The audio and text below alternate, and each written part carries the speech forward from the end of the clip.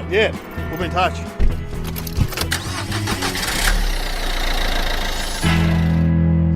Look, you're listening to The Debrief. It's my London edition. Dave O'Neill here. And I've got Felicity Ward in the back of a cab. Sounds a bit insidious. How are you, Felicity? I'm good, mate. And I've just watched you do a radio show for BBC 4 called News Quiz. Called News Quiz, yeah. Which has been going for 50 years. I know. Like, that's longer than television in Australia. And you were fantastic. Oh, that's nice of you to say. Because those shows can be hard, I reckon. I felt like it was a bit tricky at the beginning. Well, I think it's a hot room too, and it was hot. It's 29 degrees in London today. So is it always like this in London, or every day? It's actually a bit cooler today. Well, I might move here.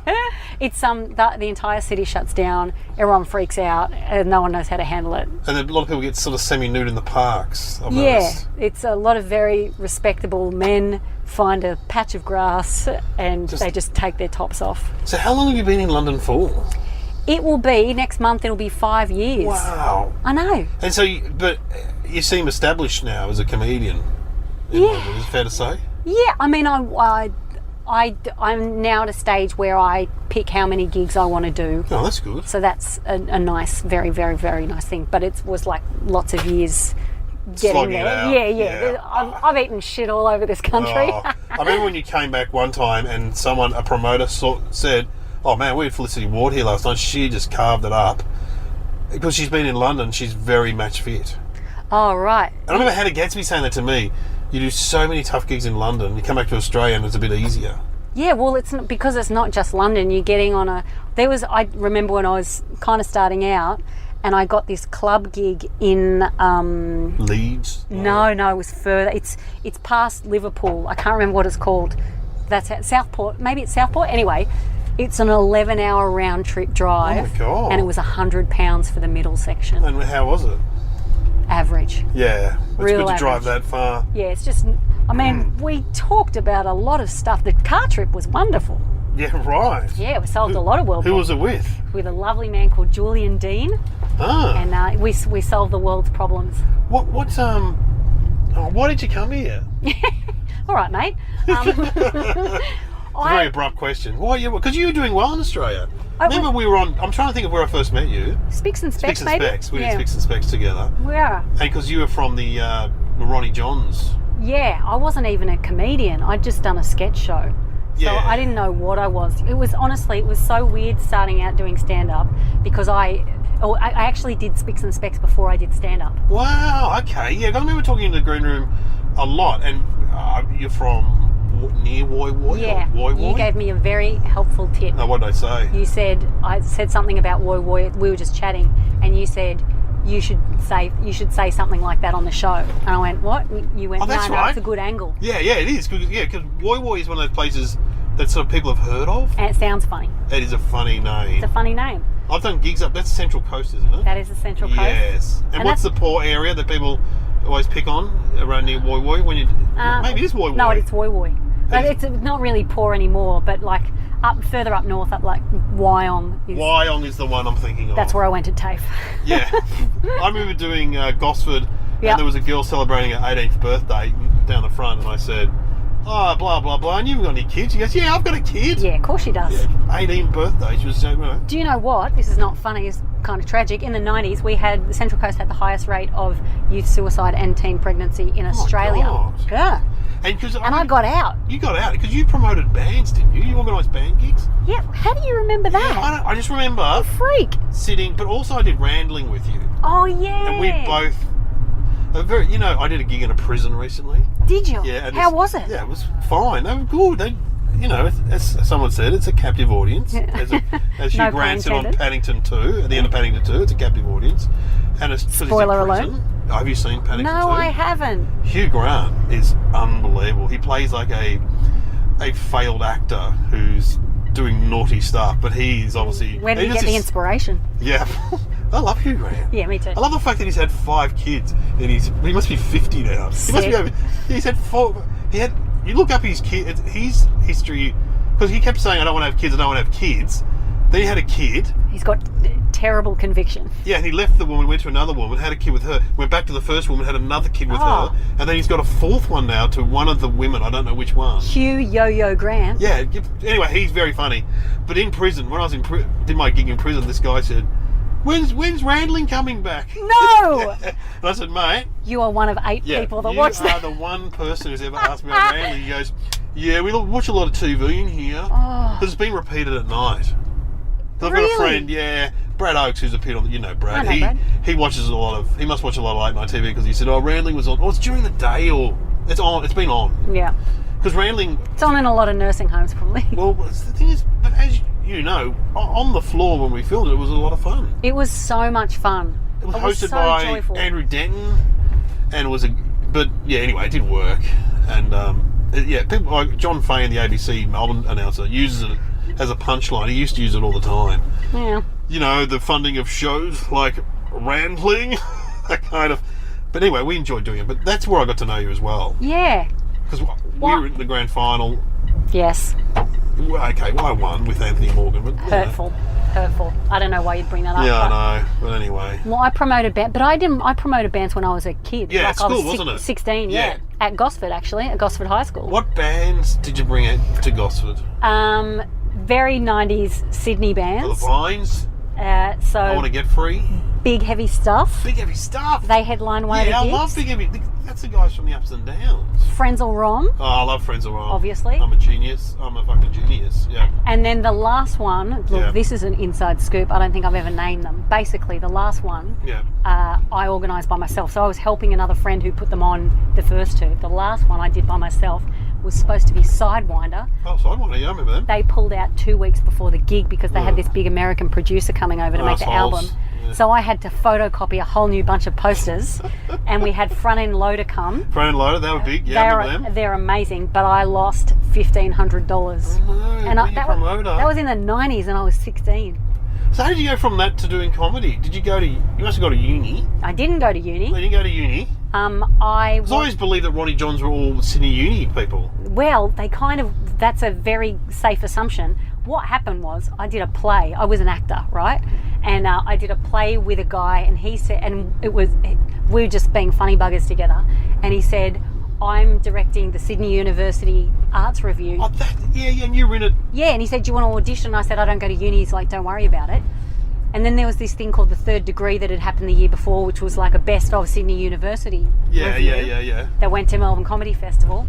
And so I auditioned for that the next year, or the year that I did the arts review, got into that. So you would think that I went to university, but I didn't. I'm just a scab. Yeah, right.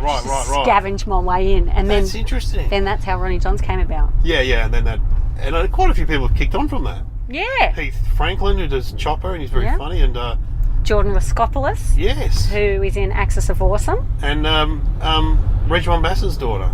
Yeah, Claudia O'Doherty. Claudia O'Doherty's doing very good stuff. Really great stuff. Amazing. And that's funny because I met Reg Mombassa. I was a big Mentals Anything fan. I was a big Mambo fan. Yeah. And I met Reg at Spicks and Specs, and I said, "So any of your kids in music?" He goes, this was years ago, he goes, "No, but one of them was going to be a comedian, one's doing comedy," and it was Claudia. Yeah, so. She's funny, mate.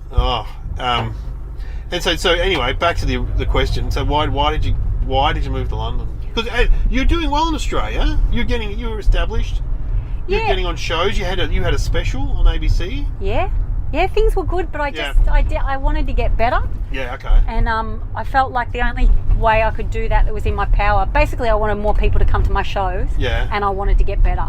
And I thought the only thing in my power is if I do more gigs, and I couldn't do more gigs than I was doing. Yeah. So I thought I'll come to London, try it out for 6 months, do a bunch of gigs, see what it's like. And then I got to the end of the 6 months and I didn't really know why I was coming back home. Yeah. Didn't feel like anything had changed. And then I met someone, and then he's British? He is British. Yeah. He is London as, and bloody old gub, does he speak like that? He's from like east, like the basically East London. He's basically from the city, like the city section. Anyway, then we started going out, and then I was just sort of over here, and it sort of felt like it wasn't easy when I first got here. I thought it would be easier to get into clubs than it was because I was already a working comic, and because I'd done Edinburgh like 5 times by the time I moved over here, and it just wasn't. It was just like I don't have it as hard as like lots of other comics that have to do hundreds of open mics to get paid. Yeah. But there was some scrimping and saving. Yeah, sure. For a little while, and actually Adam Hills helps me out. Hillsy! Bloody Hillsy, mate. He has been there for so many important parts of my career. Oh, really? Yeah, he got me on. Do you know how I got on Spicks and Specs? No. I was going out with a guy who'd done a play with Adam Hills. Oh, sure. The guy came out to Australia. We went out to see Spicks and Specs live. Yeah. We're in a pub afterwards. Adam said, "Do you want a drink?" And I said, "I don't drink." And he said, I said, "I'll have a Coke." And I said, "I don't drink." And he goes, "If you can be half this funny, I'll get you on my TV show." Great. And I was like, "Yeah, that's all right. That's Adam. He's the nice guy. That's what he says." And then I got a call 2 weeks later from the talent producer. Oh, yeah, no, he used to help me out. I was on his show, and then I was on his Tonight Show. Yeah, he's just... He should come back to Australia. But he's so successful here now in England. He's not going to come back. I think that he probably will when kids, though. Yeah, when he can have a bit of a break. But it's that thing too that once when it clicks over for you in the UK, you want to be here. It's so hard to be here to begin with. Yeah. Once it gets good, you don't want to leave. No. You want to milk it for everything. It's what you want to get back what it took from you. And also, it's like conquering the world too, in a little bit. It's like conquering America, conquering England. Well, it just means that like when Adam goes back to Australia, he can come back here and work and That's the plan. That's the dream. That's the dream, man. That hopefully by the time I go back to Australia, that I will have made a bit more of an impact so that they might miss me. also Australian, they have that cultural cringe where they love people that go overseas. Yes. They love that. One of my friends moved to LA. He said he's never had more work offers from Australia since he moved to LA. Oh, yeah. It's like, you're in LA now? Come back and write for this show. Oh, it's I like, know. Dude, I moved because you wouldn't give me any work. Yes, and I don't feel like, it's not that people won't give me work. I feel very grateful to Australia. If anything, I think early on they probably gave me too much work for how inexperienced I was. Don't speak like that. No, I was very confident, but not as funny as I was confident, if that makes sense. Sure, I understand.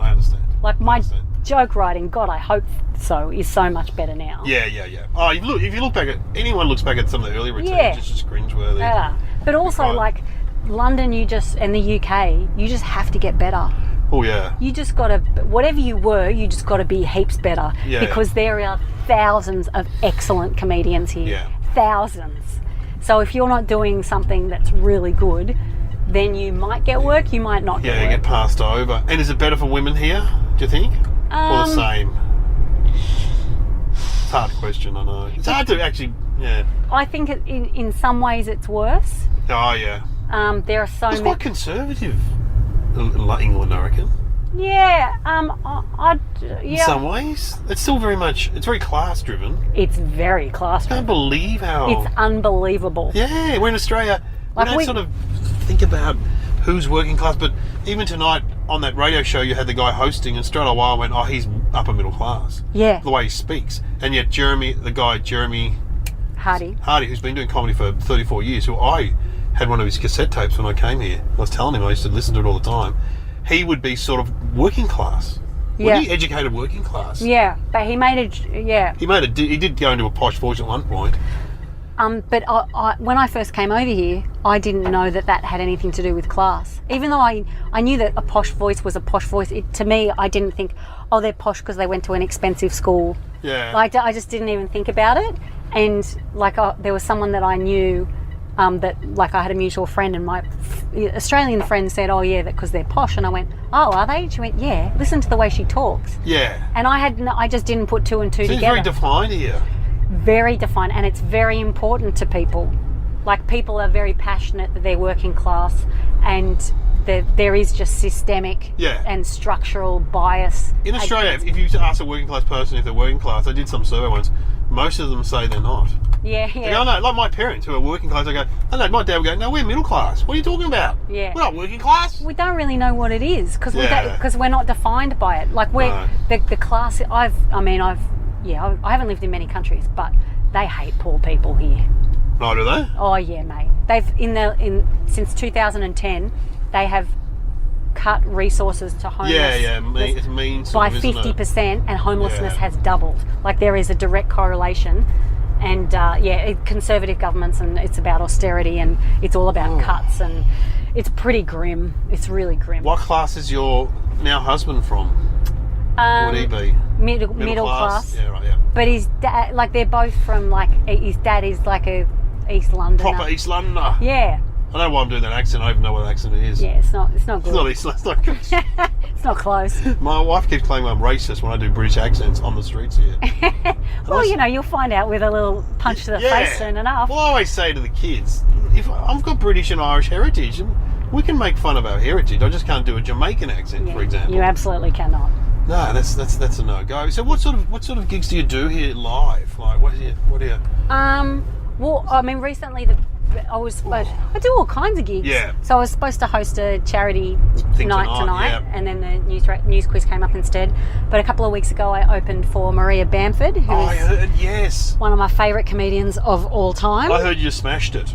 Stuart Goldsmith, who I interviewed last night for this podcast, said that he heard that you absolutely smashed it. Oh, that's very nice. And he's a big fan of yours. Stu was there. Oh, was he there? Yeah, he was there. Oh, there you go. That's how he knows. Yeah. Yeah, he didn't hear it at all. Insider knowledge. He heard it from the stage. Yeah, right. He heard it with his ears. How long did you have to... I love Maria Bamford. How long did you have to do before her? 20. Oh, fantastic. Yeah, and I opened for Catherine Ryan too earlier this year. And it's just like... They're good gigs. I mean, you've got to be good, though, to win those crowds out, because they are there for that person, aren't they? Yeah, but it's sort of a different... I've opened for people before, and I can totally hear my accent getting stronger talking to you. Yeah, talking to me, because I'm very Aussie. Yeah, I know. My Swiss cousins, I've got a brother lives in Switzerland, and their kids said that I had the Aussiest accent out of any of my family, apparently. Oh, that's an honour. It's an honour. It's an honour. But my wife believes because I'm a comedian, I talk more Australian. Yeah, I do it too. Because I was an actor in Sydney, and I'd work as a waitress, and people would say to me, "Oh, you're not from Sydney, are you?" Oh, really? And I hated it, so I started speaking, using my acting classes. And but then, as soon as I started doing stand-up, it comes out. Yeah, it just went back. So they assumed you were from the country, did they? Yeah, which is, someone has affectionately used the word sea bogans, which I really like. Oh, sea bogans, I've never heard. It's pretty cute, isn't it? There's a few of you. Look, Julia Morris is from up there, isn't she? She's from the Central Coast. Reese Nicholson is from Newcastle. Of course. Yep, Sarah Kendall is from Newcastle. Wow. There's lots of us. Well, you were great on that show tonight. I was so excited to see Kerry Godlyman. I don't know her name, but she was Hannah in the Ricky Gervais show Derek, which I loved her in that show. Yeah, and she was so convincing in that show. She's so good. And she's a great stand-up, yeah? Mate, go and watch her live at the Apollo set. But she's just got this there's nothing funnier than Kerry being exasperated. Oh, we're here just on the left, thanks, mate.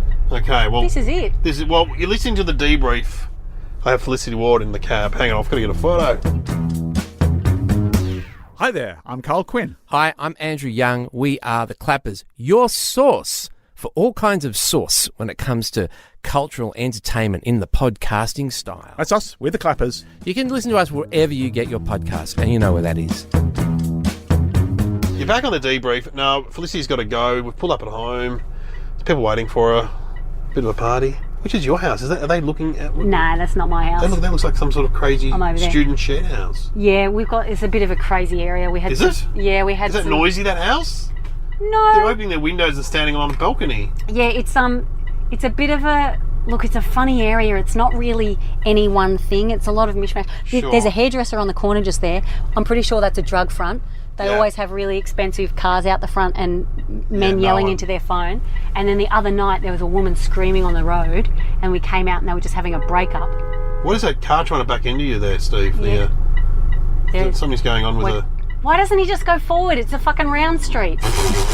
It's a ring road. I want to see a bit of British road rage. Here we go. Mate. It's a very posh, it's a BMW. Okay, so I've got some questions I ask everyone. What went well tonight and why in the gig? Normally I do a gig with someone, but because I watch you, what went well tonight in the radio quiz? I felt like it didn't get good till halfway through. I felt like they were not warm to me until I started talking about enzymes. Oh, that was very funny when you talk about enzymes. I don't know why they enjoyed that. But often you got to warm up on those shows, and they've got their regulars. They obviously knew Jeremy. Yeah. And the host was what's the host name? Miles Jupp. He's very funny. Mate, he's so funny. He's toured Australia a bit, he was telling me. He's so quick.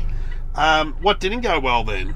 The first do you know what though? The first joke I was like, I'll get this one out because it's a strong one. And I thought, it's a Radio 4 crowd. They go, and they did not think it was that funny. What was that one? Where it's a political joke. Oh, okay, right. About how all of the landing cards of the Windrush generation were destroyed in an office move, and I said, "Oh, the Conservatives, they were probably just moving to the right." That was a good joke. I thought it was a good joke. More. I tried to start a round of applause. Oh, thanks, mate. I thought that was funny. With any organisational hazards that got in the way tonight of the gig, it went pretty smooth for a recording of a show. Yeah, it was pretty relaxed. On the way, there was trouble on the Hammersmith and City line. Oh, that's an organisational hazard. That is an organisational hazard. It was also 29 degrees and I wanted to go to the pool. It's so hot. You're a swimmer. Jokes. You were saying you're a swimmer. I am a swimmer. I used to be a swimmer. Oh, it's really good, mate. I know, it's good for you, Look at isn't the it? best swimming pools in the world. In Australia. And you're not swimming, you're an idiot. My physiotherapist keeps saying, get back in the pool. Babe, I can't get underwater headphones. I said, oh, that's a good. I used to swim in the 80s. Yeah, That's how long ago it was. Please get back in the pool. It will change you. I should. How can we do better next time? It's the last question. Write better jokes. Be But confident those shows, from you the don't start. know. Yeah, be confident. You're funny. Is it the first time you've been on that show? Yeah, it was my first time. I'll have you back. I noticed the host was laughing at your jokes a lot. Miles is that's the great thing about Miles. He's so generous and he openly laughs at other comedians all the time. And he's so funny. He was wetting himself.